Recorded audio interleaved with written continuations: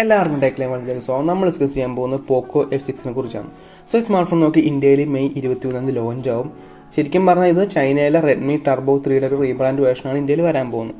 So നോക്കിയിട്ട് സ്പെക്കും കാര്യങ്ങളൊക്കെ നോക്കാം. ഫസ്റ്റ് ഓഫ് ഓൾ ഡിസൈൻ്റെ നമ്മൾ നോക്കുവാണെങ്കിൽ 7.8 mm മാത്രമേ തിക്നെസ് വരുന്നുള്ളൂ. സോ നല്ല സ്ലിം സ്മാർട്ട് ഫോണാണ്. 179 ഗ്രാം വെയിറ്റും വരുന്നുള്ളൂ. ലൈറ്ററാണ്, പ്ലാസ്റ്റിക് ഫ്രെയിമാണ്, മാറ്റ് പ്ലാസ്റ്റിക് ബാക്കാണ് വരുന്നത്. പിന്നെ IP64 റേറ്റിംഗ് വരുന്നുണ്ട്, ഗോറില്ല ഗ്ലാസ് വിറ്റേഴ്സിന്റെ പ്രൊട്ടക്ഷൻ വരുന്നുണ്ട്. സോ ഡിസൈനായിട്ട് നോക്കുവാണെങ്കിൽ വലിയ കുഴപ്പമില്ലാത്ത ഡിസൈനാണ് വരുന്നത്. ഡ്യൂറബിലിറ്റി അത്യാവശ്യം ഉണ്ട് താനും. ഇനി ഡിസ്പ്ലേ കാര്യം നമ്മൾ നോക്കുവാണെങ്കിൽ 6.67 ഇഞ്ചിൻ്റെ ഒരു 1.5K 12-bit 120 ഹെർട്സിന്റെ TCL C8 പാനലാണ് ഇത് ഉപയോഗിക്കുന്നത്. 480 ഹെർട്സ് ആണ് ടച്ച് ആമിംഗ് റേറ്റ് വരിക. 2400 നിറ്റ്സ് HDR ബ്രൈറ്റ്നസ് ആണ്. HDR10+ സപ്പോർട്ട് ചെയ്യുന്നുണ്ട്, ഡോൾബി വിഷൻ സപ്പോർട്ട് ചെയ്യുന്നുണ്ട്. ബ്രൈറ്റ്നസിന്റെ കാര്യം നമ്മൾ നോക്കുവാണെങ്കിൽ മാനുവൽ 570 നിറ്റ്സും ഓട്ടോ ആണെങ്കിൽ 1100 നിറ്റ്സ് വരാൻ പോകുന്നുണ്ട്. 1920 ഹെർട്സിന്റെ PWM ഡിമ്മിങ് വരുന്നുണ്ട്. അണ്ടർ ഡിസ്പ്ലേ ഫിംഗർ പ്രിന്റ് സ്കാനറും വരുന്നുണ്ട്. ഗോറില്ല ഗ്ലാസ് വിറ്റേഴ്സിന്റെ പ്രൊട്ടക്ഷൻ വരുന്നുണ്ട്. ഒരു ഡിസ്പ്ലേക്ക് വേണ്ട എല്ലാ സ്പെക്കും കാര്യങ്ങളൊക്കെ ഈ സ്മാർട്ട് ഫോൺ വരുന്നുണ്ട്. സോ അടിപൊളിയാണ് ഡിസ്പ്ലേ കാര്യത്തിൽ. ഇനി ഓഡിയോയുടെ കാര്യം നമ്മൾ നോക്കുവാണെങ്കിൽ ഡെഡിക്കേറ്റഡ് ഡുവൽ സ്റ്റീരിയോ സ്പീക്കേഴ്സ് ആണ് വരുന്നത്. ഡോൾബി അറ്റ്മോസ് സപ്പോർട്ട് ചെയ്യുന്നുണ്ട്, ഹൈ റെസൊല്യൂഷൻ ഓഡിയോ സപ്പോർട്ട് ചെയ്യുന്നുണ്ട്. പക്ഷേ കുറവെന്ന് പറഞ്ഞാൽ നമുക്കിവിടെ 3.5 mm ഹെഡ്ഫോൺ ജാക്ക് വരുന്നില്ല. സോ ഗെയിമേഴ്സിന് അതൊരു പ്രശ്നമായിരിക്കും. അല്ലാണ്ട് നോക്കുവാണെങ്കിൽ അടിപൊളിയാണ് മൾട്ടിമീഡിയ എക്സ്പീരിയൻസ്. നമ്മൾ പെർഫോമൻസിന്റെ കാര്യം നമ്മൾ നോക്കുവാണെങ്കിൽ നമുക്കിവിടെ വരുന്നത് സ്നാപ്ഡ്രാഗന്റെ 8S Gen 3 ആണ്. 4 nm TSMC മാനുഫാക്ചറിംഗ് പ്രോസസ്സിലാണ് വരുന്നത്. ഇതിന്റെ കോമ്പിനേഷൻ എന്ന് പറഞ്ഞാൽ LPDDR5X റാം, UFS 4.0 സ്റ്റോറേജ് ആണ്.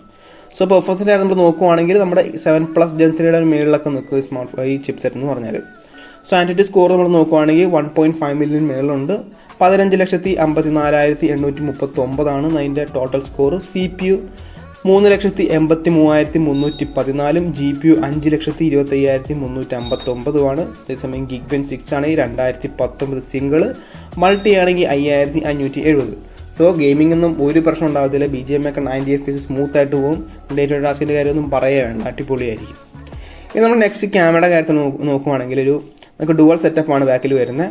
ഒരു പ്രൈമറി ഒരു 50 മെഗാപിക്സലിന്റെ f1.59 ആപ്പത്തിൽ വരുന്ന സോണി ഇലിറ്റിയ 600 എന്ന് പറയുന്ന സെൻസറാണ് വരുന്നത്. OIS സപ്പോർട്ട് ചെയ്യുന്നുണ്ട്. മാക്സിമം 4K 60 FPS ആണ് സപ്പോർട്ട് ചെയ്യുന്നത്.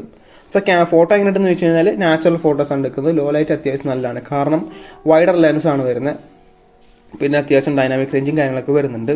വീഡിയോ റെക്കോർഡിങ്ങിന്റെ കാര്യം നമ്മൾ നോക്കുവാണെങ്കിൽ ശകലം EISന്റെ ജിറ്ററും കാര്യങ്ങൾ വരുന്നുണ്ട്. അല്ലാണ്ട് നോക്കുവാണെങ്കിൽ കുഴപ്പമില്ല. സോ പ്രൈമറി നമുക്ക് ആകെ പറയാനുള്ളതെന്ന് പറഞ്ഞാൽ ക്യാമറ ഉപയോഗിക്കാൻ പറ്റിയതാക്കിയ പ്രൈമറി മാത്രമേ ഉള്ളൂ. സോ 8 മെഗാപിക്സൽ അൾട്രാവൈഡ് എന്നൊക്കെ പറഞ്ഞാൽ അധികം ഉപയോഗം ഉണ്ടാവില്ല, കാരണം നമുക്ക് അറിയായിരിക്കും ഷാർപ്നെസ് കുറവായിരിക്കും. പിന്നെ സെക്കൻഡറി നമുക്ക് ഒരു അൾട്രാവൈഡ് എന്ന് പറഞ്ഞാൽ 8 മെഗാപിക്സലിന്റെ f2.2 ആപ്പ് വരുന്ന സോണി IMX 355 ആണ് അൾട്രാവൈഡ് വരുന്നത്. 1080p 30 FPS ആണ് റെക്കോർഡ് ചെയ്യാൻ പറ്റുക. അതേസമയം ഫ്രണ്ട് ക്യാമറയുടെ കാര്യം നമ്മൾ നോക്കുകയാണെങ്കിൽ 20 മെഗാപിക്സലിന്റെ f2.2 ആപ്പ് വരുന്ന ഒമ്നി വിഷന്റെ OV20B എന്ന് പറയുന്ന സെൻസറാണ് വരുന്നത്. 1080p 60 FPS ആണ് റെക്കോർഡ് ചെയ്യാൻ പറ്റുന്നത്. സോ ക്യാമറ അത്യാവശ്യം കുഴപ്പമില്ല. പ്രൈമറി സെൻസർ മാത്രമേ ഉള്ളൂ. സ്മാർട്ട് ഫോൺ ശരിക്കും പറഞ്ഞാൽ ക്യാമറ ഫോൺ അല്ല, ഗെയിമിംഗ് ആണ് ഇതിന്റെ പ്രൈമറി ഒരു എന്താ പറയുക അതിന്റെ ഒരു ചോയ്സ് എന്ന് പറഞ്ഞാൽ. അതിന്റെ യൂസേജ് പ്രൈമറി യൂസേജ് എന്ന് പറഞ്ഞാൽ ഗെയിമിംഗ് മാത്രമേ ഉള്ളൂ. ക്യാമറ അത്രയ്ക്കൊരു ഊന്നൽ കൊടുത്തിട്ടില്ല കമ്പനി.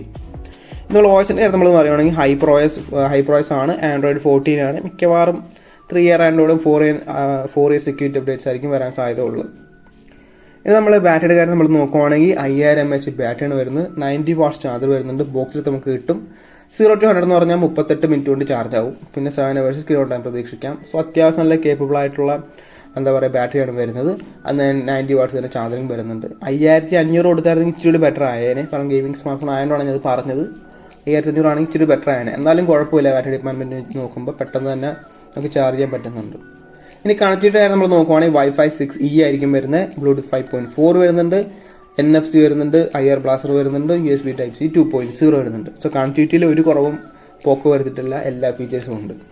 ഇനി പ്രൈസും വേരിയന്റ് നോക്കുവാണെങ്കിൽ വേരിയന്റ് കാര്യം നമ്മൾ പറയുകയാണെങ്കിൽ 8GB 256 ആണ് ബേസ് വരുന്നത്. അപ് ടു 16GB 1 TB വരെ ഉണ്ട്. സോ നമ്മുടെ എക്സ്പെക്റ്റഡ് പ്രൈസ് എന്ന് പറഞ്ഞാൽ 30,000 ആ റേഞ്ചാണ് വരുന്നത്. സോ 30,000 എന്ന് പറയുമ്പോൾ നമുക്ക് തൊട്ട് താഴെ തന്നെ റിയൽമി ഇറങ്ങാൻ പോകുന്ന റിയൽമി GT60 ഉണ്ട്, 7+ Gen 3 ഒക്കെ വെച്ചിട്ടുള്ളത്.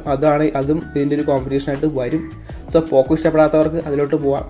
അല്ലാണ്ട് ഒരു പ്യുവർ ഗെയിമിംഗ് പെർഫോമൻസ് ഫോണാണ് നിങ്ങൾക്ക് വേണ്ടതെങ്കിൽ ഇതായിരിക്കും ഇച്ചിരി ബെറ്റർ ഫോൺ, കാരണം ഡിസ്പ്ലേ അടിപൊളിയാണ്, മൾട്ടിമീഡിയ എക്സ്പീരിയൻസ് പൊളിയായിരിക്കും. പിന്നെ ക്യാമറ ആവശ്യമുള്ളവർക്ക് ഞാൻ ഫോൺ ഒരിക്കലും സജസ്റ്റ് ചെയ്യില്ല. പെർഫോമൻസ് ഓറിയൻറ്റഡ് ആണെങ്കിൽ മാത്രമേ ഫോണിലേക്ക് പോകാവുള്ളൂ. സോ ഗായ്സ് നിങ്ങളുടെ സജഷൻസും കാര്യങ്ങളൊക്കെ താഴെ കമൻറ്റ് ചെയ്യുക. സോ ഗായ്സ് അപ്പോൾ ഇന്നത്തെ വീഡിയോ ഇത്രയോളം. ഇന്നത്തെ വീഡിയോ ഇഷ്ടപ്പെട്ടാൽ ലൈക്ക് ചെയ്യുക, സബ്സ്ക്രൈബ് ചെയ്യുക, hit the bell icon feature നോക്കി നെക്സ്റ്റ് വീഡിയോ കാണാം.